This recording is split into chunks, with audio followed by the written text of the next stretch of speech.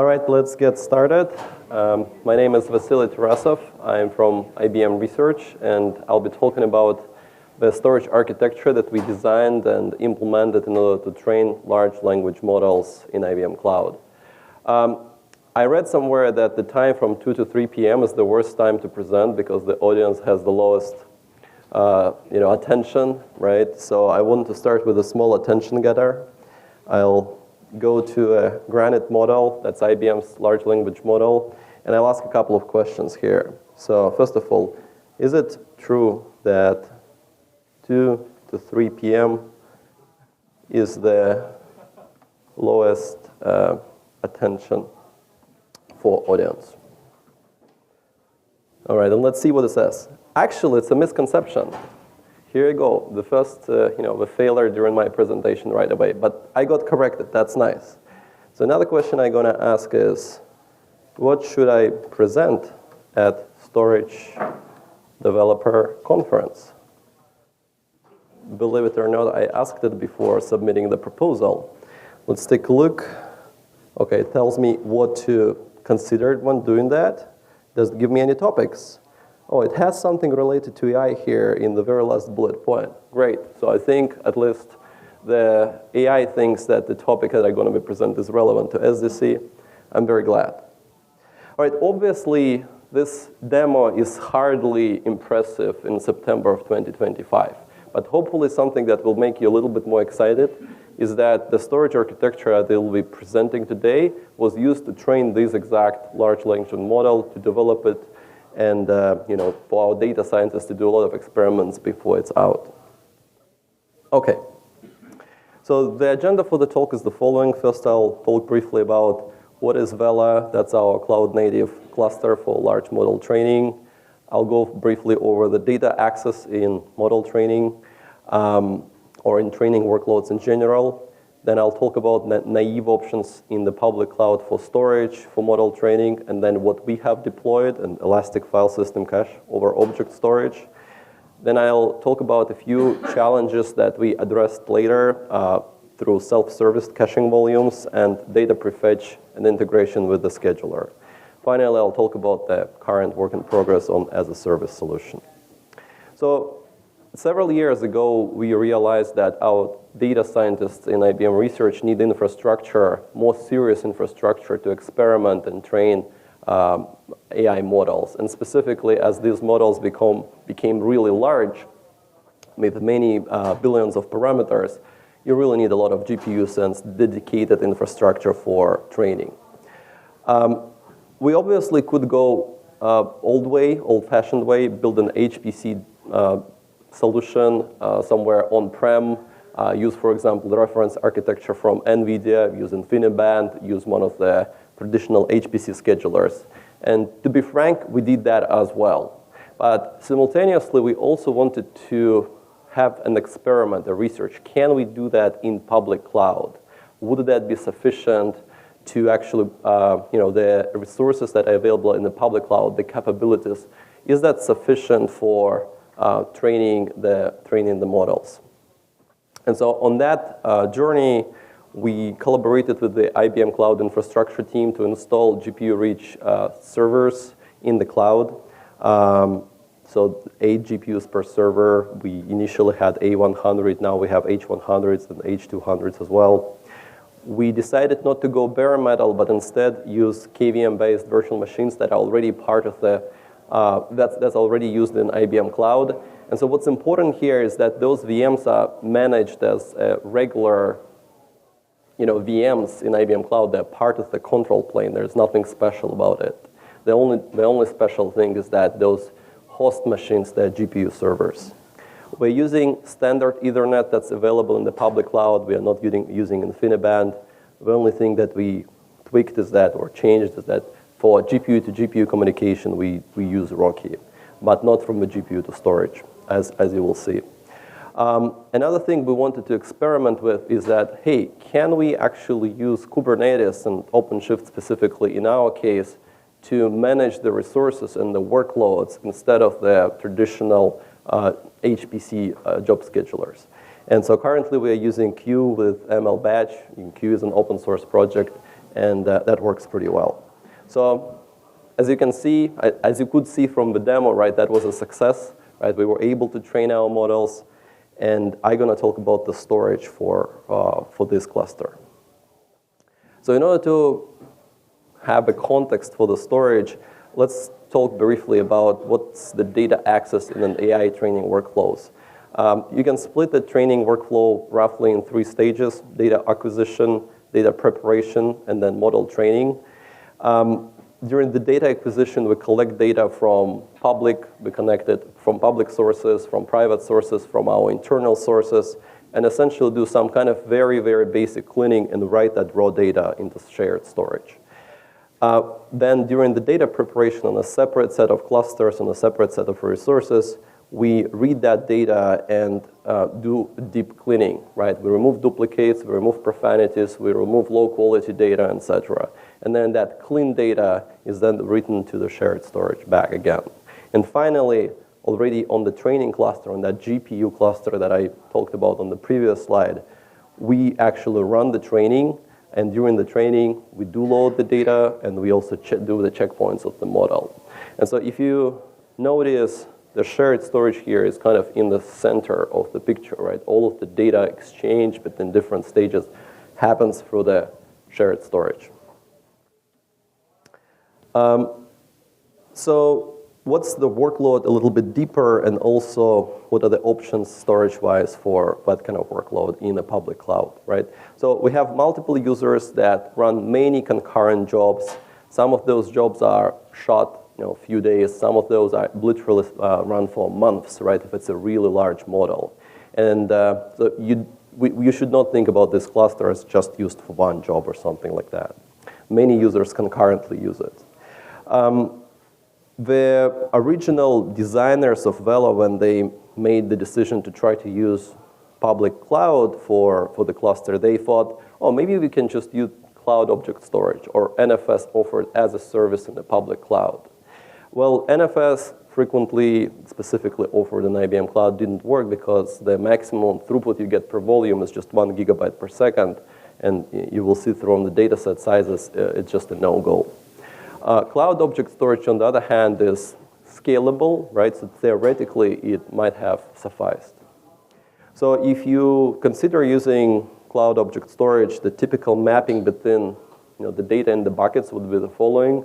You have a bucket with the incoming data, with the training data set, and then you have a separate data where you are writing periodic checkpoints, and you infrequently read from those checkpoints, then there's a failure. So I'd like to make 2 comments here. So surprisingly, the failures are quite common in the GPU servers, and also in the jobs themselves, but especially in the GPU servers. So those that have many GPUs. And as a result, these checkpoints do need to happen relatively frequently, not to do the recompute many times and lose the time.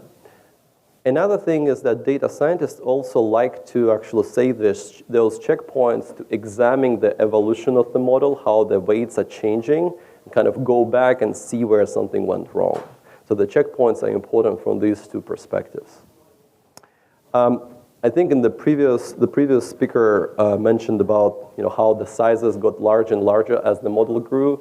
When we designed the system originally, LLMs actually were not even hyped, right? And so very quickly, as LLMs became so prominent, the data set sizes increased drastically. The checkpoint sizes increased with the model parameters. And our cluster grew from just hundreds of GPUs to thousands of GPUs and tens of thousands nowadays. So everything got much larger. And so what we observed is that original decision about trying to use cloud object storage is actually wasn't that good, right? So first of all, slow checkpointing. So every single time you do a checkpoint in a traditional setup, right, your GPUs are waiting before the checkpoint is completed. And so they are idling. And they're very expensive, obviously, time-wise.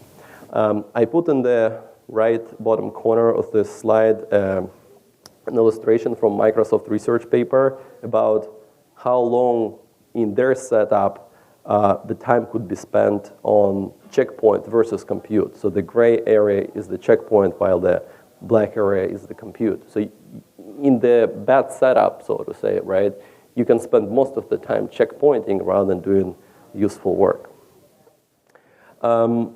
We also observed a lot of variability in performance of storage, and that's logical actually, because object storage in public clouds is a multi-tenant solution, right? And you don't know what other tenants are doing. And as a result, actually, the funny anecdote, we would get messages sometimes from our colleagues from cloud object storage. They would say, hey guys, what are you doing? Why are you generating so much traffic? You're impacting other tenants. Is it possible to, let's say, reschedule your job and do it later? Obviously, we were not happy about that. So I call it storage backend overload here. Also, the loading of the data is relatively slow, and interestingly, people and the data scientists wanted to have a file system interface. And they did use S3FS for some time, but it doesn't provide a good POSIX semantics, good consistency. I'd say I tell surprising. It was kind of surprising to me. I thought, well, cloud native workflows, new workflows, well, they can just use file system, or they can just use object storage. But over and over again, we were proved otherwise, that file system is really important. All right. So what did we decide to do? On the left side of the slide is what we had before, and in the middle is what we have now and what we have designed. And essentially, we created this large, persistent, and high-performance cache that is dedicated to the AI cluster. So we are not sharing it with any other tenant. That's not the cache in like classical definition where it's volatile. It's actually a file system. It's completely persistent, and it runs on a large collection of the storage servers. The crucial component of this solution is the data mover, AFM. I'll talk about it more, but essentially it allows to transparently move the data between the object storage and the file system, representing the buckets namespace as the file system namespace. We originally didn't come up with this name, but we were very pleased when the admins of Vela told us that the users call this kind of solution an infinite file system. Right? The way we learned about it, in some cases we would say, and we would consult and say, well, maybe for this specific workload, you don't need to use data mover. Just give them a file system of a fixed size. And we would have a kind of a fierce reply from the users. No, we really want infinite file system. So even though that wasn't kind of original goal, we were very pleased that that's the way they started to call it. So I need to talk a little bit about the technology stack here, right? So the stack itself, the cache itself is using IBM Spectrum Scale, storage scale nowadays, file system, or GPFS. Maybe many of you have heard it by that name. It provides us the POSIX semantics and POSIX consistency. And as I mentioned earlier, it turned out to be quite important. We would encounter even applications sometimes their NFS semantics wouldn't be sufficient, and just the POSIX file system works really well. Internally, GPFS is a file system that sits on a large collection of the shared disks, so every single client sees every single disk and can perform I/O independently to each disk. GPFS stripes the data across this large collection of drives, and this way achieves high throughput. Of course, in order to provide that protection of the data consistency and strong consistent semantics, there's a distributed locking involved, so clients between each other coordinate what regions of the disk they can write to, which parts of the namespace they can update, etc., etc. There are multiple ways how you can set up GPFS. Traditionally, a long time ago, the most common model was using a SAN, right? Because then you get this shared disks kind of for free attached or out of the box attached to your clients. Nowadays, and the setup that we used in Vela is the one that's in the red rectangle here. Essentially, we introduce storage servers that have locally attached devices, and their storage servers, they re-expose the disks through the protocol we call NSD. You can think of it as iSCSI or NVMe over Fabric. It's just a block protocol, which then clients rely on, and from that point, the logic of the file system remains the same. It's just a collection of the shared disks. I will use in the remaining of the talk this concept of the file set. That's a logical split of the file system that we have. So for all purposes, you can just think about it as a file system, right? But I will probably use the term file set, but think of it as a file system. Okay, what is the active file management, that data mover I mentioned earlier? We had this functionality developed for a while, and it defines the home site and the cache site. So home site, this is where the data sits originally, and the cache site, that's where we want to cache the data, either the read data or the write data. And then for the storage cluster, we add, for the homes, on the home site, we add an export cluster. Typically, it's actually NFS-based, and then on the cache side, we have a gateway cluster that maintains a collection of queues for the updates to the file system. That's actually, might be my phone, because it recognized my... Yeah, can you just turn it off, please? All right. That's interesting. All right, thank you. AI everywhere, right? Okay. So yeah, and the idea here is that those two clusters they are separated by wide area network, and therefore we cannot have one consistent file system, consistent cluster across all of the nodes. We need to split into two clusters, and then asynchronously spread distribute the updates from the cache to home site, and then from home site to the cache. This setup uses on-demand pool, meaning that you see a file in your file system. We don't bring the data by default into the cache site until your application starts reading that file.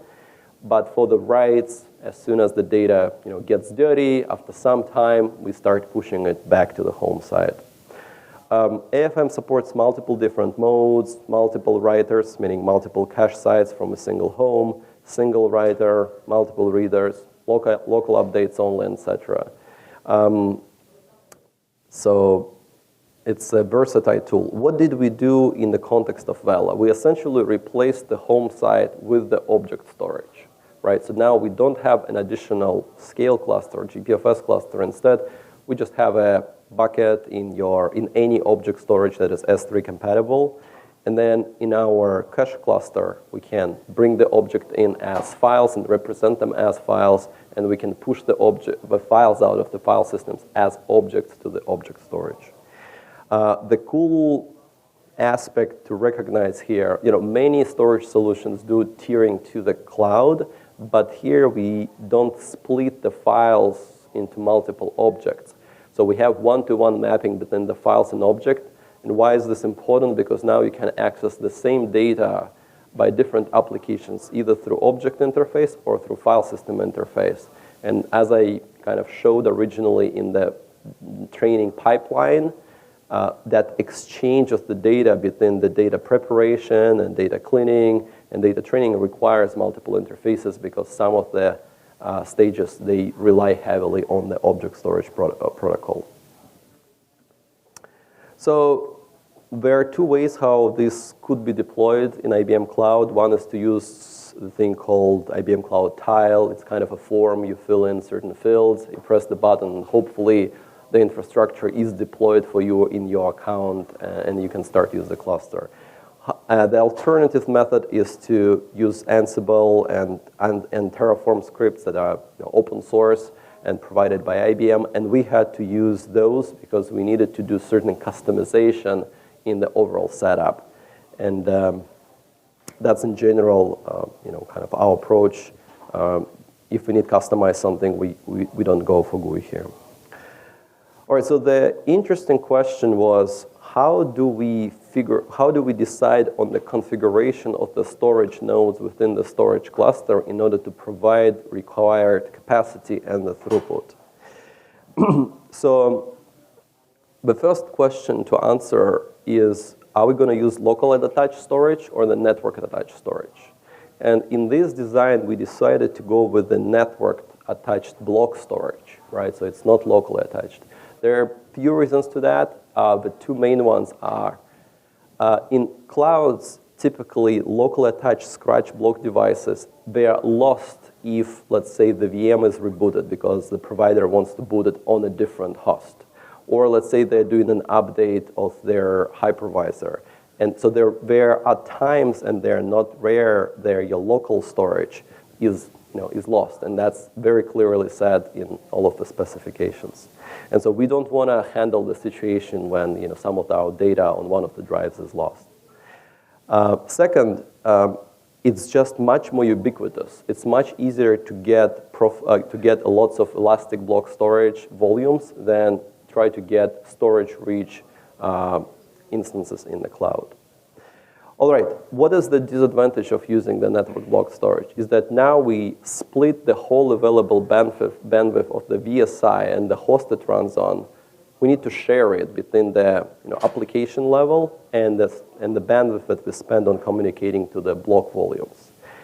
In our setup, the computation was relatively easy, right? The writes come in from the clients to the NSD server, to the storage server, and they immediately need to go to the block devices, right? So that means, and the same on the way back, on the reads. So we wanted to split the bandwidth between the block devices and the VNICs, right, through which the storage server communicates with the client, 50-50. And then after that, the math is relatively easy. So here I use as an example the CX3D 48120 profile. It provides 96 gigabit per second in total. So we divide it in two, we get 48 gigabit per second for networking, 48 for the block volumes. Now each block volume in IBM Cloud can provide 8 gigabit per second maximum. So we divide 48 by 8, we get 6 volumes. So that's how we can saturate all of those 48 gigabit per second using 6 volumes. And we also had to create 2 VNICs because there's a limitation on how much a single VNIC can support in a virtual machine in IBM Cloud. I think they bumped it up to 32 gigabit per second recently, but it still is below 48. So in general, I guess the lesson learned here is that we are limited in this building block by the networking that the single VM can provide in the public cloud. So in this setup specifically, and that was one of our first clusters that we deployed, we are achieving 6 gigabytes per second per server, right? For a 16-node cluster, it's 96 gigabytes per second, and we used 2.5 terabyte volume, so the total cluster size was 240 terabytes. So our cache was pretty decent size, 240 terabytes. Nowadays, across all of the clusters, it's over a petabyte, I believe. But of course, the amount of data that sits in the object storage is significantly higher.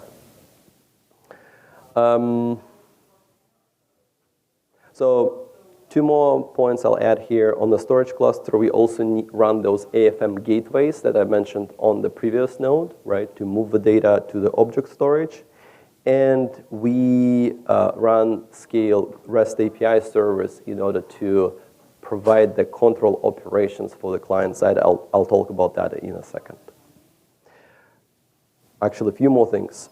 We are not using any erasure coding or replication at the file system level or at scale level because we wanted to get the maximum throughput we're going to get out of our storage provisioned. But another reason is also that the network block storage are actually protected, 3-way replication at least. And even though in our setup we cannot, if one of the storage servers fails, we don't have the second path to that block volume, we actually can, if necessary, get the data from that volume, reattach it to a different VSI, and get the file system running again. The good thing is that only once throughout 2 years, something bad happens to one of those VSIs where we were sort of losing the data, right? And notice that the data is the checkpointing. It's always in the object storage. So in this case, it's okay to lose it. It's not the end of the world. So on the compute cluster, the interesting part is that it's running OpenShift. It's running Kubernetes, right? We want our workloads to be managed by Kubernetes. And so we had to use the container native edition of GPFS. Essentially, it's running GPFS daemons inside of the containers, and then all of the other components of GPFS, like monitoring and health monitoring and performance monitoring, in separate containers. In addition, we have the CSI plugins that that allow the users of the cluster seamlessly provision new volumes, deprovision new volumes, attach them to the pods. So it's a complete cloud native experience. Few interesting aspects from Vela journey is that turned out that those GPU clusters, GPU nodes fail a lot, like I said, and also administrators wanted to frequently move those GPU nodes between different OCP clusters. So it's not a single OCP cluster frequently, but it's a collection, and they would say, oh, now I need more computing power in that other OCP cluster. Can I move it there? And so we did not support well the shrinking of the scale client within OCP. We did support really well expansion because that's the common case on-prem, but we didn't support the contraction. So we actually had to address that. So our cluster was, at that time we deployed it, was like the largest container native cluster for scale that existed. We had to, because those GPU nodes fail frequently, the quorum nodes for the file system that are very important for the whole file system to stay operational, right? We had to move them to non-GPU nodes, so regular VSIs in the IBM cloud, and that provided enough stability for the whole file system. Another issue that we encountered was the compilation of the kernel module that depends in the default case on the machine configuration operator, but in certain deployments of the OCP, if a provider deploys OCP for you, that functionality is not available, and so you have to come up with some tricks how to compile your kernel module against the kernel version that runs on the host, but then you don't have the access to the headers to really compile that kernel module. So anyway, we successfully resolved all of those issues, and I have just one slide on the results. We were so rushed to deploy it that we didn't really put like huge amount of instrumentation, just something to kind of report that things are measurably working better. Qualitatively, users were very happy. So first of all, our writes were 3 times faster than from COS in some instances, and I believe in other instances it was significantly higher. The reads were 40 times faster than from NFS. We got 10% improvement in the training speed. One item that was surprisingly interesting for the users was that they really cared about how consistent is the training, how long does it take for a single iteration to complete. And so on the right side of this graph, on this slide, you can see that on the x-axis is the iteration number, and on the y-axis, on the x-axis is the iteration number, and on the y-axis is the time that specific iteration took. So you can see, first of all, that before this line goes higher, right? About 6.5 thousand milliseconds versus about 5,000, what we get now. But more interestingly is that jittery pattern, right? It is much less jittery now, so we get much more consistent performance per iteration. And there is no warm-up period in the beginning. We don't know why it happens actually on NFS for the way IBM Cloud offers it, but when you have a dedicated cache for your cluster, you have kind of complete control over it, nobody else is using it, you can customize it the way you want. So you can avoid that kind of effects that are beyond your control if you're just using something as a service. All right, so we talked a lot here, and in general here across all of the talks I hear a lot about, hey, let's do storage really fast, let's do training really fast, let's do inference really fast. But in our experience, frequently the slowest part is a human, right? Because they don't have certain tools or technologies to do things faster. And so we encountered, one of such examples that we encountered was the following problem. So imagine you're a data scientist and you think, hey, I want to cache that bucket where I have my training data in the file system, right? Well, initially how that worked in our solution, that data scientist would need to open a ticket, provide in the ticket the bucket information, the endpoint, the secrets, and access keys. Then the admin would pick that up sometime later when she or he has time and set up the AFM relationship. And that requires, first of all, the admin to be an expert in that, know what commands to run. There's a delay, right, multiple hours or who knows, maybe even longer before the data scientist actually gets access to that volume. There's no self-service whatsoever. And this process is also not secure because the keys are exchanged within the user and the admin who doesn't necessarily need to get access, to have access there. So what we created is a solution where the data scientist inside of the YAML file, when he or she creates the persistent volume claim, right, so that's the object or custom resource not the custom resource in Kubernetes that specifies how much storage and of what property the user wants. There, one can also specify that it comes from a specific storage class that's related to caching, and then create a separate secret in Kubernetes that is protected, and then that data is submitted to our CSI plugin. And the CSI plugin internally does all the magic for the AFM setup. So in this case, that admin is completely removed from the complete workflow, and any data scientist at midnight anywhere can create these cache volumes very quickly. So I'll jump to this slide over here. So how that works specifically, the admin of the Kubernetes creates a storage class and specifies certain keywords in the CSI that it's a cache volume.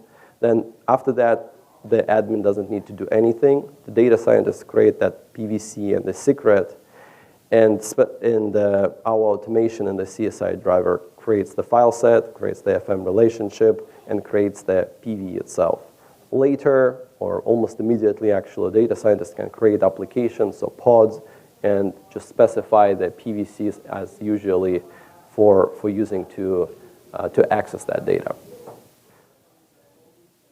So the second interesting optimization that we worked on was integration with the scheduler. So one of the problems with the caching solution is that now sometimes you will have cache misses, right? And so your performance could be fast if the data is in the cache, but could be slow if it's not in the cache. And particularly, this is bad when your job just starts. So consider the following example, right? The user submits a job to QE, so that's the scheduler we're using. QE, I call it QE to separate from Q, so let me call it Q actually, so Q with K. Q will reserve the necessary resources to run this job, typically GPUs, right? Lots of GPUs for this job. Once those GPUs are available, the workload is admitted and now can run. However, the data for that job, it still is not in the cache. It still is in the object storage, at least by default, right? And so now your GPUs are starting to stall on the data being fetched into our cache. And so originally you're getting a lot of cache, initially you're getting a lot of cache misses, a lot of idling GPUs. So what we did is we used this interesting functionality in Q called custom admission check. So Q has an internal admission check that focuses on provisioning typical resources, CPU cores, GPU cores, but it also allows to create a custom admission check that is like a plugin, and we essentially created our plugin that makes sure that before the data is not in the cache, the job is not admitted. But once it's in the cache, the job is admitted. And so now it's kind of a perfect time to run this job without any stalls. GPUs are ready, the data is ready in the cache. Okay, job will run in the most efficient way. So this describes the process that I just talked through in more details, but I don't think I need to go over it one more time. So yeah, this is how that actually is set up, right? So you specify in the cluster queue of queue the admission check control, the custom admission check controller. We call it custom AC here, and then that's the custom resource, the custom admission check. It's essentially another container, another pod that runs in your cluster, and then the important part is that we still need to know what to prefetch. Right, so we are just a file system. We don't know what that job requires. So at least currently, users still need to specify using annotations which specific directories, right, or subpaths within the bucket they need to be prefetched.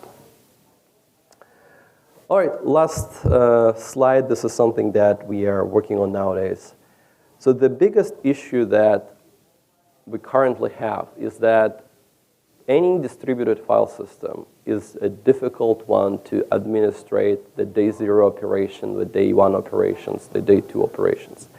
And people, the admins in the public cloud, the tenants there, I would tell kind of carelessly that they are spoiled in the sense that they want things in a very simple as a service manner. So instead of managing this cluster, figuring out what infrastructure is needed for that, tuning it, they just want to say, hey, I need a high available file system volume of size 100 terabytes and with 100 gigabytes per second performance. And of course, we were not providing anything like that. We were setting up the system, and then the admins of Vela would be operating it. And so we are working now on the architecture and on the implementation of such kind of service where essentially, based on such a submission or such a request, the infrastructure, the necessary storage servers, the necessary block devices are provisioned. Scale is initialized on those nodes, and the user can just start mounting scale on their compute nodes.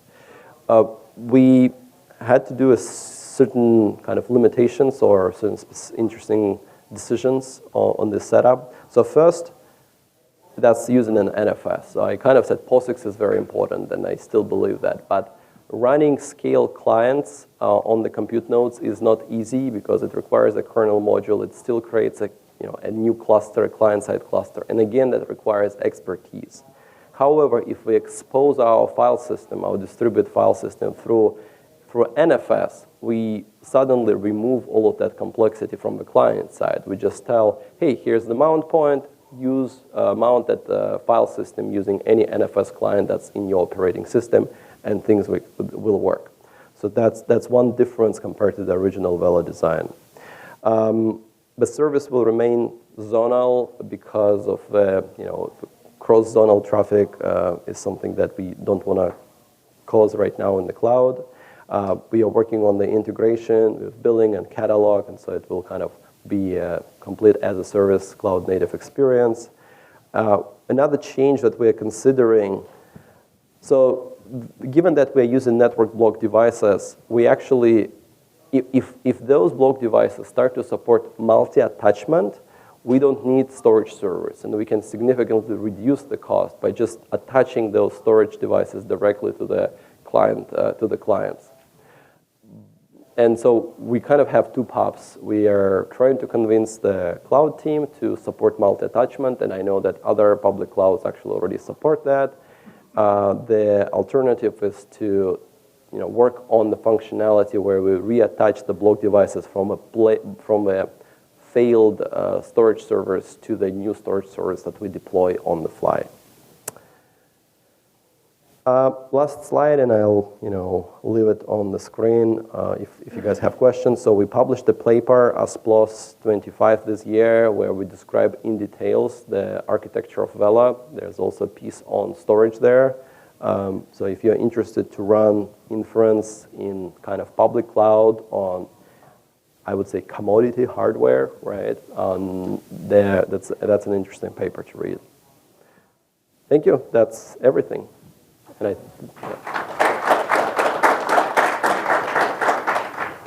question? You mentioned that it exposed that protocol directly into the user account. How is the network set up there? Is there any added translation? How is the private cloud? Yeah, so I can give you some details, but maybe Oh yeah. So the question was, how is NFS exposed in the tenant's account? And so if I understand correctly, and that's a very good question, by the way, our storage servers, right, they're running in our service account, but we need NFS to be exposed and mountable in a completely different account. So the majority of the public clouds nowadays, they have some functionality provided already as a service for cross-tenant or cross-account network traffic routing. So specifically in IBM Cloud, there's a functionality called PPNLB, right? And so we set it up in our service account, and on the tenant account side, before mounting NFS, they need to run a couple of commands to set up the endpoint for our PPNLB that runs in our service account. And after that, things are simple, just mount NFS. But the interesting aspect there is that many cloud providers charge for that traffic, which I don't understand why, because it's within the same data center, but they charge. And so that's actually one of the potential problems, that the service can become so expensive because we rely on this functionality. Yeah. But for this PPLB, there's no performance degradation there. Yeah, that's a great question. So far, this is work in progress, right? So far we measured, we were able to achieve with PPNLB, with NFS overhead, about 80% of our raw bandwidth of the disks. Yes, the question was, what about performance degradation? Yep. So I was just trying to understand things like we do. They will be working across the clusters. Dedupe? Did you say dedupe? Yeah. Okay, the question was, how will the deduplication work? So GPFS doesn't support deduplication, right? So we support compression, but not deduplication. The compression works just on it works on the client side, right? So you would actually save your network traffic as well. And then in Vela, if we would enable compression, we would actually save the traffic. It happens on the client side, but then the compressed traffic goes already to the block storage. In the case when we start using NFS, it gets more difficult. We assume we don't have control over the client side.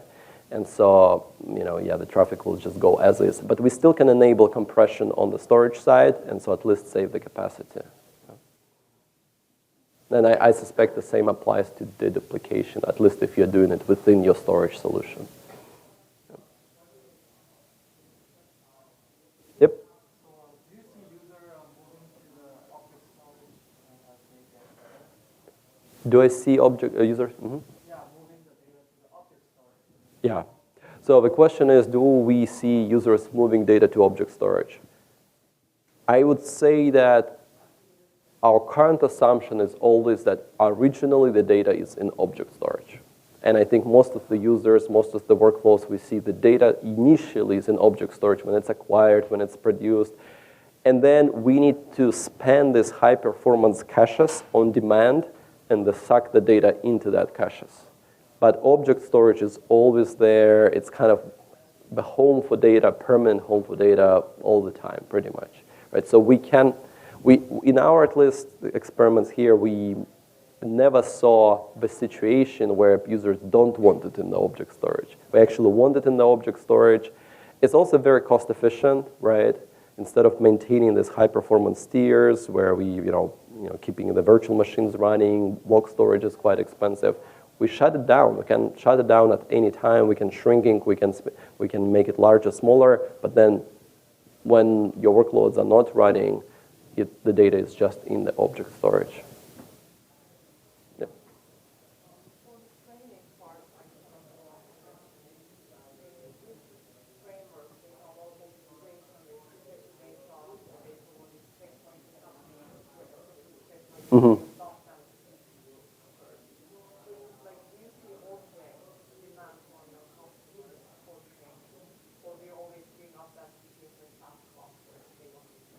Yeah, okay. So the question was, and tell me if I'm not telling and if I'm not rephrasing it right. So essentially the question is, for training, do the users use object storage directly because there are already some optimizations in those frameworks to work well with object storage, right? Versus they always ask to have a file system on top of the object storage. So for training, predominantly nowadays, they ask for this solution because they really like it, right? It shows significantly higher performance for a variety of workloads. I don't doubt that for some workloads, using object directly will work, especially with the advancements at the frameworks level.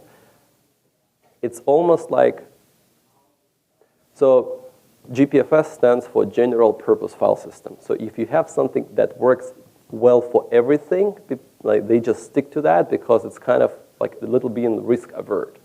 That worked for any workload, so we'll just stick to that, even though it's possible to use maybe object storage for this workload directly.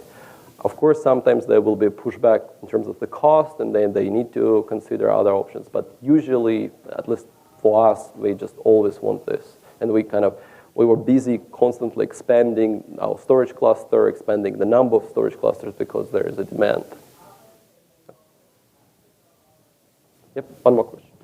Is the object storage more flash-based? Like, and do you see any performance penalties in terms of seeing LPDs? So I'm not an object storage expert, the one that runs in IBM Cloud, so I cannot say for sure what's in the back there. Is it flash? I think we have actually here a few experts from IBM who can tell you on that front. I would just comment on this question. With object storage that's offered in the public cloud, you have zero control on what's used. What provider decides makes sense for the mix of tenants, that's what you will rely on.